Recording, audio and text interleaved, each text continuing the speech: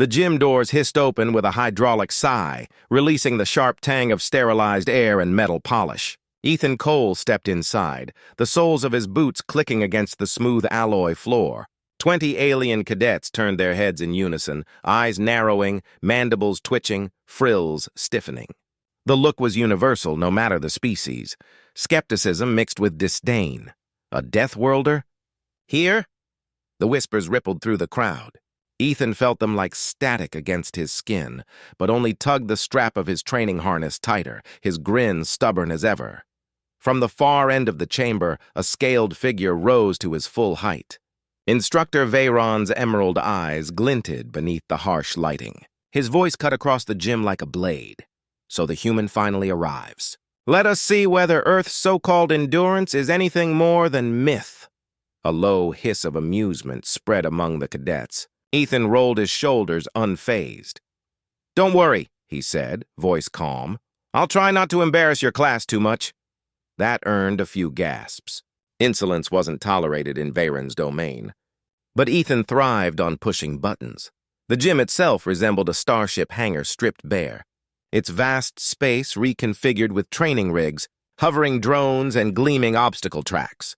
The Academy prided itself on simulations that pushed cadets beyond their limits. Ethan noted the stacked weights, the towering climb frames, the gravity field generators humming with power. Veyron's claws tapped against his ceremonial staff as he paced before them. Today, he announced, you will face the gauntlet of endurance. 3 trials. Stamina, strength, agility. Fail, and you prove unworthy of the conquered's trust. Survive, and perhaps you are not a waste of oxygen. His gaze lingered on Ethan when he said the last part. The first challenge unfolded as the floor split open, revealing a track lined with shimmering projectors. Gravity wells shimmered into place, distorting the air like heat haze. Ethan's eyes narrowed. Artificial gravity spikes, clever. Run until you collapse, Veyron commanded. There is no finish line. The aliens took their marks. Slender Veyari sprinters, broad-shouldered Groth with thick hides, delicate-limbed Sarathi who moved like dancers. Ethan jogged to the line, stretching his legs. At the blast of a klaxon, they surged forward. The first lap felt deceptively easy. Ethan kept his pace steady, lungs expanding with the familiar burn of exertion. Then the wells engaged. The track tilted beneath his perception as the pull intensified. His body felt twice as heavy, then 3 times. Around him, cadets staggered, claws scraping, hooves slamming. A Sarathi collapsed in a heap of shimmering limbs, gasping for air. Groth bellowed, forcing himself forward a few more meters before his legs buckled. Ethan gritted his teeth and pressed on. His bones screamed, muscles locking under the crushing force, but Earth had taught him worse. Mountain hikes with oxygen thinning to razor air. Midday drills under the desert sun. Every cell in his body remembered struggle and refused surrender. He kept running. Gasps spread among the spectators. A Veyari cadet shouted, "That's impossible! He's still moving!" Ethan's stride shortened, but his rhythm stayed steady. Sweat poured down his temples, stinging his eyes. He refused to look at Veyron, though he could feel the instructor's glare like a physical weight. One by one, the aliens dropped. The track emptied until only Ethan remained, pounding through the oppressive fields. Each step felt like pushing through wet concrete. His lungs burned with fire. Still he ran. Minutes dragged into an eternity. Finally, the klaxon blared again, shutting down the gravity wells. The air lightened as if a mountain had been lifted from his chest. Ethan slowed, chest heaving, legs trembling but still beneath him. The silence in the gym was deafening. He wiped sweat from his brow, grinning through his exhaustion. "Not bad," he muttered loud enough for them all to hear. "But I've had worse on a morning jog." A ripple of disbelief spread. The cadets stared, some with awe, others with fear. Veyron's tail lashed the floor with a crack. His expression hardened, though a flicker of unease passed over his features. "You think endurance alone proves anything?" he snarled. "Very well, human. Let us see how long you last with weight on your fragile frame." The second trial assembled itself from the floor, columns rising with metallic groans, each stacked with shimmering blocks inscribed with alien sigils. A strength test. Ethan flexed his sore arms. His body still screamed protest, but the fire in his chest only grew brighter. As the cadets lined up, he heard their hushed voices. Deathworlders. They shouldn't have this kind of stamina. He moved like gravity was nothing. Dangerous. Too dangerous. Ethan smirked. Exactly the reaction he wanted. He set his hands on the first block, the alloy cold against his palms. It wasn't just weight. The density was unnatural, designed for species with multiple limbs or exoskeletal frames. Ethan dug deep, braced, and lifted. The strain tore across his shoulders, but the block rose inch by inch until he locked his knees and held it aloft.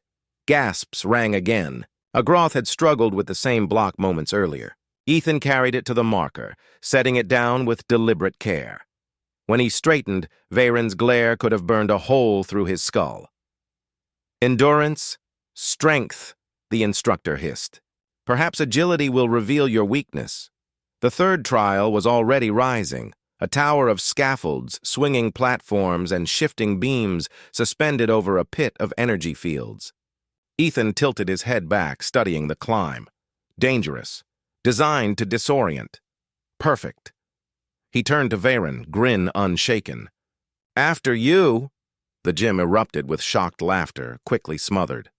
Veyron's frills flared with rage, but he held his tongue. As Ethan approached the scaffolding, his pulse quickened.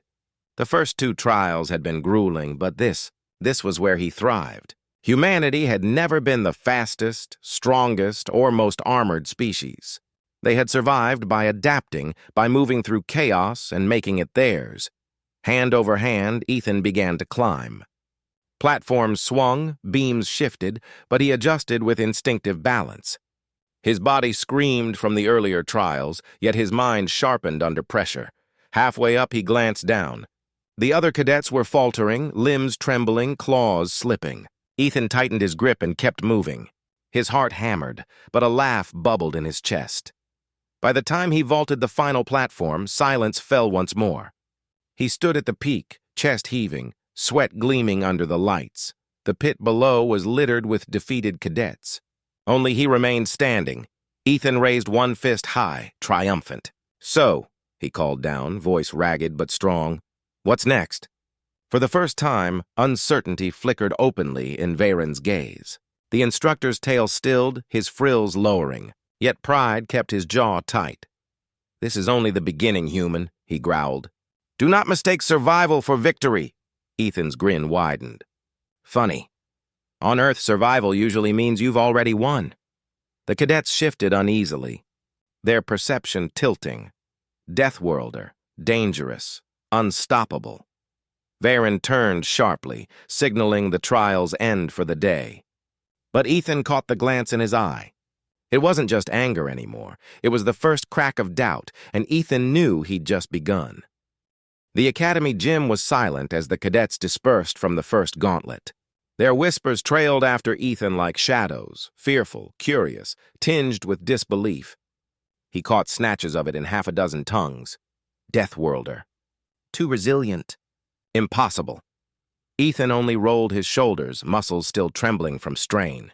His body screamed for rest, but he refused to let them see weakness. He'd known from the moment he stepped into this place that survival wouldn't be enough.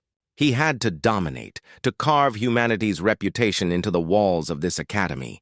Instructor Veyron's claws clicked against the alloy floor as he approached. His gaze burned with something more dangerous than disdain now. Determination to break him. You may have endured today's toys, Veyron hissed, voice carrying across the hall.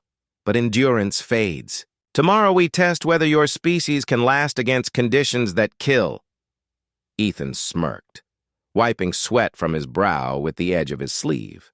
Guess we'll see which one of us drops first. The next day, the gym reconfigured itself into a chamber sealed with thick glass walls. Vents hissed as a pale mist seeped across the floor. The air shimmered faintly. Acidic vapor, Veyron announced. A mild concentration, harmless to most species here. To your kind? Corrosive. You may withdraw if you fear for your fragile lungs. A ripple of laughter ran through the cadets. Ethan just pulled his shirt over his nose, makeshift mask in place. On Earth, he said dryly, "We call this a bad day in Los Angeles." Gasps mixed with confusion. They didn't get the joke, but his nonchalance cut the mockery short. The task was simple on paper: cross the chamber while balancing weighted packs on their backs. In practice, the mist clawed at the throat, searing with every breath. Ethan hoisted the pack, heavier than anything meant for a bipedal frame, and stepped into the haze. His lungs tightened immediately, fire burning down to his chest. He forced the cough back, adjusted his breathing, and moved. Aliens surged ahead at first, their bodies unbothered by the stinging air. But within minutes, the weight of the packs slowed them. Ethan found his rhythm, short, efficient strides, conserving energy, his shirt clamped over his face. Each breath tasted of metal and ash, but he kept moving. A cadet stumbled nearby, a Vayari, her long limbs tangling as she slipped under the burden. Instinct took over. Ethan shifted, caught the pack before it crushed her, and hauled it upright. She stared at him through wide, shimmering eyes. "Why?" she rasped. Ethan grinned through the cloth. "Humans don't leave teammates behind. Even the ones who bet against us." He shoved the pack back into her arms and pressed forward. By the time they reached the far side, most of the class was coughing, gasping, some outright collapsing. Ethan staggered too, lungs raw, vision hazy. But he was upright, still carrying his load, still moving. Varen's expression darkened. This was supposed to humiliate, not inspire? The strength trial followed. The gym's floor retracted, revealing a field of blocks inscribed with alien glyphs. Unlike yesterday's clean lifts, today the blocks were slicked with oil and rigged to shift their weight mid-lift, forcing balance and grip strength. The Groth cadet grunted as he wrapped his thick arms around one and hoisted it chest-high before dropping it with a thud. Cheers followed. He was built for this. Ethan approached his block. Smaller frame, less raw muscle, but he had leverage and stubbornness. He dug his hands in, ignoring the slippery coating. The block fought back, shifting its mass unevenly, but Ethan adjusted, knees bent, back straight, muscles taut like steel cables. Inch by inch, he hauled it upward. Every tendon burned. Every nerve shrieked, but his jaw clenched. And with a guttural sound, he locked it overhead. The gym went silent again.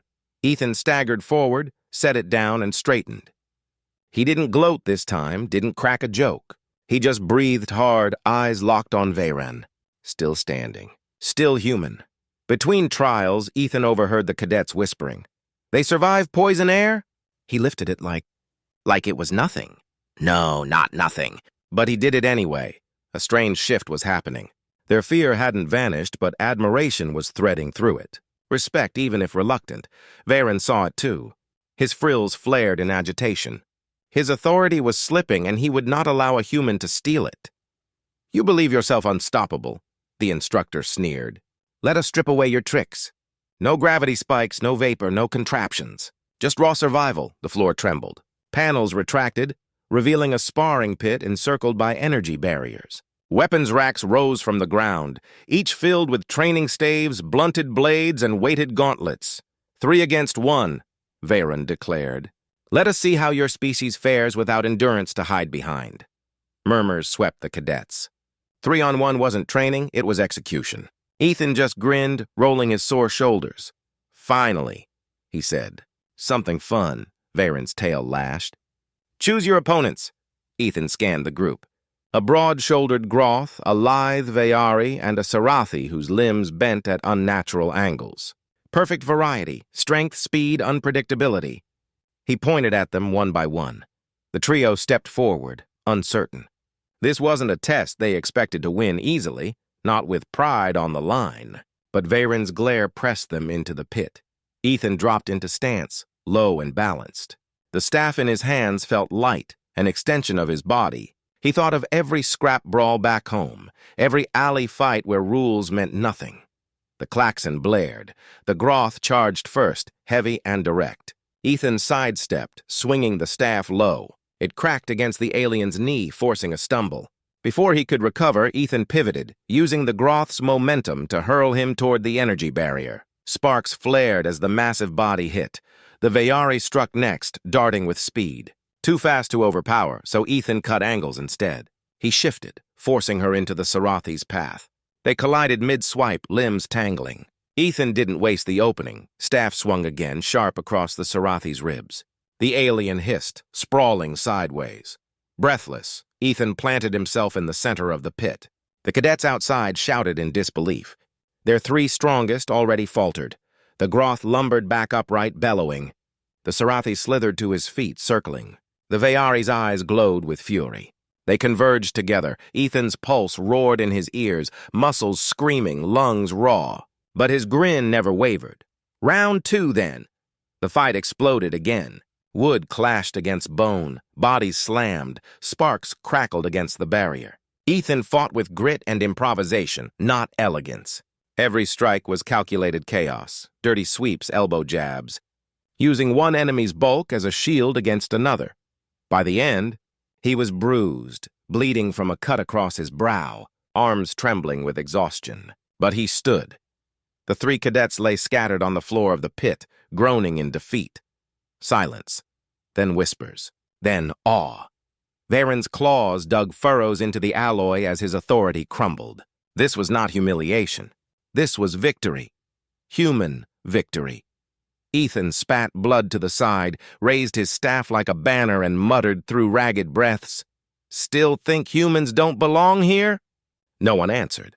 The cadets only stared, realization dawning like firelight. Varen's voice finally broke the silence, low and dangerous. "This is not finished. You may have survived, human, but survival is not the same as victory." Ethan leaned on the staff, smile crooked. "Funny. On Earth, that's exactly what victory means." The sparring pit still smelled of sweat and ozone. The three defeated cadets were carried out by drones, leaving Ethan standing alone, bruised but unbowed. Every eye in the gym followed him, a mixture of awe, disbelief, and something that hadn't been there before: respect. Instructor Varen's expression was unreadable. His frills were flat, tail coiled tight, as though he were holding something back. He raised his staff, striking the alloy floor with a resonant crack. "Enough of these games," he growled. "If you are to remain in this academy, human, you will face a final trial. One designed not to test endurance, nor strength, nor agility, but willpower itself." Ethan wiped blood from his brow with the back of his hand. His chest rose and fell in heavy rhythm, but his grin returned. "Sounds like my specialty." The gym transformed once more. Platforms folded inward, walls retracted, until the chamber became a cavernous arena. Above, the ceiling darkened, projectors casting the illusion of an open void dotted with distant stars. From the floor, pillars rose and retracted, creating shifting terrain. At the center, a singular construct emerged, a towering automaton forged of gleaming alloy, runes glowing along its limbs. It stood twice Ethan's height, its fists like boulders. This wasn't sparring. This was a weapon. Gasps echoed through the cadets. "That's a training sentinel," one whispered. "No first-year survives against that." Varen's eyes never left Ethan. "This is no team exercise. Defeat it, or leave this place in disgrace." Ethan flexed his aching hands around the staff he still carried. His body was battered, lungs raw from the acid trial, muscles screaming from the gauntlet. Logic said he had nothing left. But humanity wasn't built on logic alone. He rolled his neck, cracked his knuckles, and muttered under his breath, "All right, tin can, let's dance." The sentinel moved with terrifying speed, its first strike slamming into the ground where Ethan had stood a heartbeat earlier. Shockwaves rippled across the floor, nearly toppling him. He darted sideways, keeping low, staff ready. The automaton's arms swept horizontally. Ethan ducked, rolled, and jabbed upward into a glowing joint. Sparks hissed, but the machine barely slowed. "Of course," Ethan muttered. "You're tougher than a tank!" The cadets pressed against the barriers, wide-eyed. They expected him to be crushed within minutes. Instead, they watched a human weave through killing blows with reckless grace, bruised body moving as though chaos fueled him. Every strike rattled his bones. Every dodge stole his breath. But each failure taught him something. The automaton's swing left its core open for half a second. Its legs shifted fractionally before it attacked. Patterns. Predictable, if punishing. The Groth cadet he'd fought earlier shouted from the sidelines, unable to help himself. "Human, strike the knee! It falters when it resets." Ethan barked a laugh mid-dodge. "Glad to see I made a fan club." He pivoted, swung low, and cracked the sentinel's knee joint with all his weight. Metal shrieked. The machine staggered, its step uneven, but it recovered, faster than expected, its fist smashing into his side. Pain flared white-hot as he was hurled across the arena, crashing against a pillar. The world spun. He tasted blood. For a moment, silence pressed heavy. Was this where the Deathworlder broke? Ethan forced himself upright, ribs screaming. His vision tunneled, but his grin was still there, bloody and stubborn. "That all you got?" he rasped. "I've been hit harder by my mom's wooden spoon." Laughter rippled through the cadets, disbelieving, nervous, but real. Even in agony, the human mocked the impossible. The sentinel advanced again. Ethan steadied his staff, heart pounding. He couldn't outlast it. He couldn't overpower it. But he could outthink it. He waited for the swing, deliberately slower this time, baiting the machine into overcommitting. As the massive fist descended, Ethan dropped flat, staff braced against the floor. The strike slammed into the weapon, splintering it, but redirected the blow enough for the machine's arm to bury itself into the ground. With a ragged cry, Ethan scrambled up the embedded arm, sprinting toward the sentinel's chest. His boots slipped on sparking alloy, but he clung on, climbing like he'd scaled cliffs back on Earth. He reached the glowing core at its sternum, a pulsing orb of energy exposed for a fraction of a second. With no weapon left, Ethan did the only thing left to him.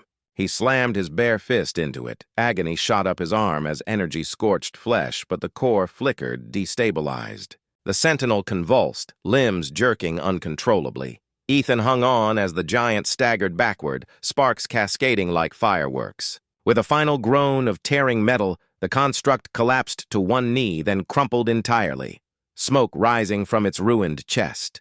The arena was silent. Ethan stood amid the wreckage, swaying on his feet, chest heaving, blood streaking his face. He raised one trembling fist high. "Still. Standing!" the gym erupted. Cadets who had scoffed at him only days ago now shouted in stunned admiration. Some clapped, some hissed nervously, but none could deny it. The human had beaten the impossible. Varen approached slowly, staff clutched tight. His face was carved from stone, but his eyes betrayed conflict, anger, disbelief, and a grudging respect. "You are reckless," he said at last. "You fight without elegance. You break rules, defy tactics. You are dangerous, human." Ethan wiped blood from his split lip, grinning crookedly. "Good. That means you finally understand us." Varen's tail twitched. "Do not mistake this victory for acceptance. The Concord fears your kind for a reason." Ethan's eyes hardened, voice steady. "Fear isn't the same as respect. And respect is why I'm here. Earth doesn't want to rule you. We want to stand beside you. But you'd better believe, if you ever call on us, we'll be the last ones still standing." The silence that followed was different this time. No mockery, no whispered doubts. Only recognition. As the cadets filed out, Ethan lingered at the wreckage of the Sentinel. His body throbbed with pain, every breath a reminder of what it had cost him. But his grin stayed. This was more than a trial. It was proof. Proof that humans belonged here. Proof that humanity was more than a footnote in the Concord. The Groth cadet he'd fought earlier approached, massive frame towering. His voice was low but steady. "You have my respect, Deathworlder." Ethan looked up, surprised. "Name's Ethan. Use it." The Groth inclined his head. "Ethan, then." Others followed, hesitant but genuine, offering nods, words of acknowledgement. The tide had shifted. From the observation deck above, Concord officials watched in silence. Their expressions were hidden, but Ethan caught the way they leaned forward, the way they spoke urgently into comms. His performance hadn't just shaken the cadets. It had reached the very core of the academy. When the gym finally emptied, Ethan slumped against a pillar, exhaustion threatening to drag him under. He closed his eyes, letting the silence wash over him. For the first time since arriving at Orison Prime, he felt it. Not just survival, not just defiance, belonging. Tomorrow would bring more challenges, more suspicion, more prejudice. But tonight he had earned something greater. He had shown them what it meant to be human, and the galaxy would never look at Earth the same way again. The aftermath of the Sentinel's defeat spread faster than plasma fire through the Academy. By morning, Ethan Cole couldn't walk a corridor without catching stares, some wary, some reverent, others openly hostile. What had been whispers of fragile Deathworlder had become murmurs of unpredictable, unstoppable, dangerous. He carried his bruises like medals, ribs still sore under his uniform. But what struck him most wasn't the pain. It was the shift in the air. For the first time, the cadets looked at him not as an intruder, but as a threat worthy of acknowledgement. Still, he knew respect in the gym was one thing. Acceptance in the Concord was another. Instructor Veyran summoned him that morning. Ethan entered the training office to find the Zayari standing stiff-backed before a holographic table. Projected above it spun the seal of the Concord Military Council. "You made quite a spectacle," Veyran said, voice taut with disapproval. Ethan leaned casually against the doorframe, though fatigue weighed on him like armor. "That's one way to put it." "I call it surviving." "Survival is not glory," Veyran snapped. His claws flexed against the table, then stilled. He studied Ethan with cold precision. "But you have forced the council to take notice. They have called for an evaluation, not of the Academy, of you." Ethan's grin faded. "Evaluation? A formal trial. Before the council's envoys arrive next week, you will undergo an examination that determines whether humans are fit for full integration into conquered forces." Veyran's tail lashed once. "Your performance will weigh on your entire species." Ethan exhaled slowly. The stakes were no longer just about proving himself. They were about Earth's place in the galaxy? "Sounds fair," he said at last. "Just one question. Why do I get the feeling you're rooting for me to fail?" Veyran's frills rose, then flattened. For a heartbeat, something raw flickered in his expression. "Because humans terrify me," he admitted, voice low. "And I do not yet know if that fear is a warning or a gift." The days that followed were grueling. Veyran doubled Ethan's schedule. Advanced tactical drills, neural interface simulations, alien survival modules designed for species with redundant organs and exotic metabolisms. The cadets watched him with wary fascination. Some avoided him entirely. Others, like the Groth warrior Corin, sought him out, eager to train alongside him. One evening, after a brutal sparring session, Corin approached, tusked jaw shifting in thought. "You fight like a cornered beast," the Groth said. "No pattern." "No hesitation. It unsettles the others." Ethan wiped sweat from his brow, chuckling softly. "That's just being human. We've never been the biggest or the fastest. Improvisation's how we survive." Corin tilted his massive head. "Improvisation is not strategy." "Maybe not," Ethan replied, shouldering his bag. "But when the universe throws a meteor at you, strategy won't matter. Improvisation will." The Groth considered this, then rumbled a laugh. "Perhaps that is why meteors always fall on Earthlings, yet you endure." Rumors reached Ethan that his performance had already shifted debates within the council. Some argued humans were a destabilizing element, too reckless, too violent. Others countered that a species born from constant adversity could be the strongest shield the Concord had ever known. The tension crystallized during a lecture on interspecies ethics. A Sarathi cadet raised a hand, slender limbs twitching. "Instructor?" she asked. "How can cooperation exist when one species embodies violence itself?" Her multifaceted eyes flicked toward Ethan. The room grew taut. Dozens of eyes followed her gaze. Ethan felt the weight of expectation pressing on him. He leaned forward in his seat, voice calm but firm. "Violence isn't what defines us. It's what we've had to overcome. Earth isn't just predators and poisons. It's art, music, laughter. We're not dangerous because we love to fight. We're dangerous because we refuse to die quietly." Silence followed. Even the instructor, a neutral Sarathi elder, regarded him thoughtfully. Corin thumped the desk with one massive fist. "Spoken like a warrior." Ethan shot him a grin. "Spoken like a human." 3 days before the council's envoys were due, the Academy staged a live exercise, a joint operation between cadets of different species. The scenario was a simulated rescue on a hostile world, complete with environmental hazards and enemy drones. Varen oversaw from the command deck, eyes sharp as talons. "This is not a contest. This is cooperation," he intoned. Ethan was assigned a team, Corin the Groth, the Vayari sprinter Lyra, and a Sarathi named Vayus, who still watched him with suspicion. The simulation launched them onto a barren, rocky plain under red skies. Acid rain fell in sheets, stinging against their gear. Objective: locate survivors, neutralize drones, and extract, Ethan read from his visor display. He glanced at the team. "All right, here's the plan." Vayus cut him off, voice sharp. "We follow standard Concord protocols." "You will not improvise, human," Ethan bit back a retort. The last thing they needed was infighting. "Fine, let's stick to the book." They advanced into the storm. Drones swooped overhead, sleek and armed with stunners. The team moved in formation, shields raised. For a while, the protocol worked. Then the ground itself split open, molten fissures cutting across their path. Standard formation trapped them on a narrow ridge, drones swarming from both sides. "Protocols say hold position," Vayus snapped. Voice panicked. Ethan's instincts screamed otherwise. He saw angles, weaknesses, openings the manual didn't cover. "Protocols are about to get us fried," he shot back. "Coran, break left and draw their fire." Lyra, speed run the ridge and flank them.